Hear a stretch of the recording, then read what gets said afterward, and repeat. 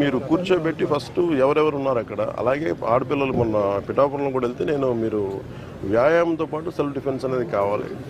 కాదు, అంత self defence బాగా నేర్పించే వ్యక్తులు ఎతకడం చాలా కష్టం. ఎందుకంటే నేను మీ బీయింగ్ ఏ మార్షల్ ఆర్టిస్ట్ అయినా, ఎందుకంటే కూర్చోబెట్టి మన టీవీలో చూసుకుని నేర్చుకునేది కాదు. దీనికి ఇమీడియట్ లైన్ ఆఫ్ డిఫెన్స్ ఏంటి అనేది దీని మీద అది ఎవరితో కూర్చొని చేయండి ఇప్పుడు దాకా ఎవరు ఆలోచించలేదు.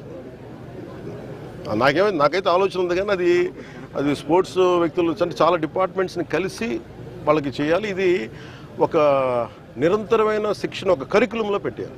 మీ కోరిక అది అంతే కదా. అది ఖచ్చితంగా అది మీ పేరు కృష్ణ గారు, ఖచ్చితంగా దాన్ని will take it forward. Thank you sir.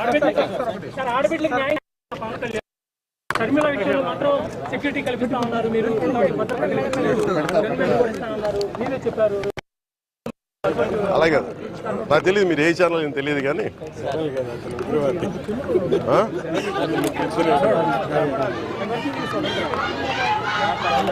అలాగే నేను ఏ ప్రెస్ నుంచి తప్పించుకున్న వ్యక్తిని కాదు. మేడం షర్మిలా గారికి సంబంధించి ఆవిడ కాంగ్రెస్ పార్టీ అధ్యక్షురాలు. ఆవిడకి ఎందుకంటే లా అండ్ ఆర్డర్ నా చేతుల్లో లేదు. నేను ప్రతిపాదన పంపగలను. నేను పబ్లిక్గా చెప్పడం అంటేనే ప్రతిపాదన. ఖచ్చితంగా వాళ్ళు అప్లై చేసుకొని ఆ థ్రెట్ అసెస్మెంట్ చేసి ఖచ్చితంగా వాళ్ళకి రాష్ట్ర ప్రభుత్వం కల్పిస్తుందని నేను చూస్తున్నాను.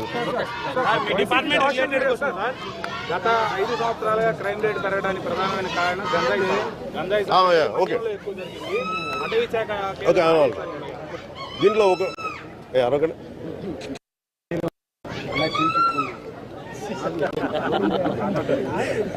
గంజాయి నేను మొన్న ఆశ్చర్యంగా చూశాను. గంజాయి ఎక్కడ అది మన ఏదో హాస్పిటల్ వెనక కొండపైన పెంచుతాను.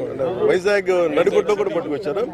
అంటే మీకు భవిష్యత్తులో నేను ట్వీట్ కూడా చేశాను, దాన్ని ట్యాగ్ చేశాను హోమ్ మినిస్ట్రీకి కూడా. దీన్ని గంజాయి సాగుకి ప్రత్యేకించి డ్రగ్స్కి సంబంధించి ఒక ప్రణాళిక సిద్ధం చేస్తున్నాం. దాన్ని ఖచ్చితంగా మాట్లాడతాం. We will handle that. మన ఫారెస్ట్ డిపార్ట్మెంట్ కంటే కూడా ఎక్కువ రెవెన్యూ ల్యాండ్స్లో ఎక్కువ, మోర్ దెన్ రెవెన్యూ ల్యాండ్స్లో దాదాపు. అలాగే ఈ మధ్యన జస్ట్ చెప్పి నేను వెళ్ళిపోతాను. గత వైసీపీ నాయకులు, గత ముఖ్యమంత్రి ఆయన పోలీస్ అధికారులను బెదిరిస్తూ ఉన్నారు.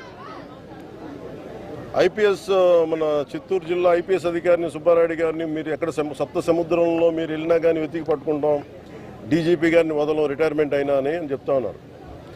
నేను చెప్తా ఉన్నాను, వాళ్ళనే కాదు ఎవరైనా సరే మీరు అధికారులకి ఇలాంటి థ్రెట్స్ ఇచ్చి మీరు కనుక వాళ్ళ మీద చిన్న ఈగ వాలిన, వాళ్ళ మీద చిన్న గీటు పడ్డా కూడా మీరే బాధ్యత వహించాల్సి వస్తుంది. దీన్ని సుమోటోగా కింద తీసుకుంటాం. ఇది నేను అధికారులు వాళ్ళకి కర్తవ్యాన్ని నిర్వర్తిస్తుంటే మీరు ఇలా బెదిరిస్తే అధికారులు ఎవరు బెదిరిపోరు. అలాగే గత కాలంలో ఉన్నతాధికారి ఒక ఆయన ఐపీఎస్ అధికారులందరినీ పిలిచి ఆయన చెప్పే మాట ఒకటే, ఈ ప్రభుత్వం 20 సంవత్సరాలు ఉంటుంది, అందుకని మీరు ఇష్టారాజ్యంగా చేసేయండి, మీరు లైన్లో పడకపోతే మీరు ఇబ్బంది పడతారని చెప్పి వాళ్ళ చేత ఘోరమైన తప్పిదాలు చేయించారు.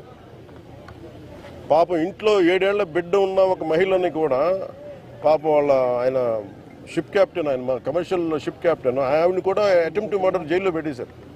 చిన్న ఇలా రోడ్డు మీదకి వచ్చి ఎవరో నిరసన చేస్తాను చూస్తుంటే ఆవిడ. మేము అలాంటి ప్రభుత్వం కాదు. మేము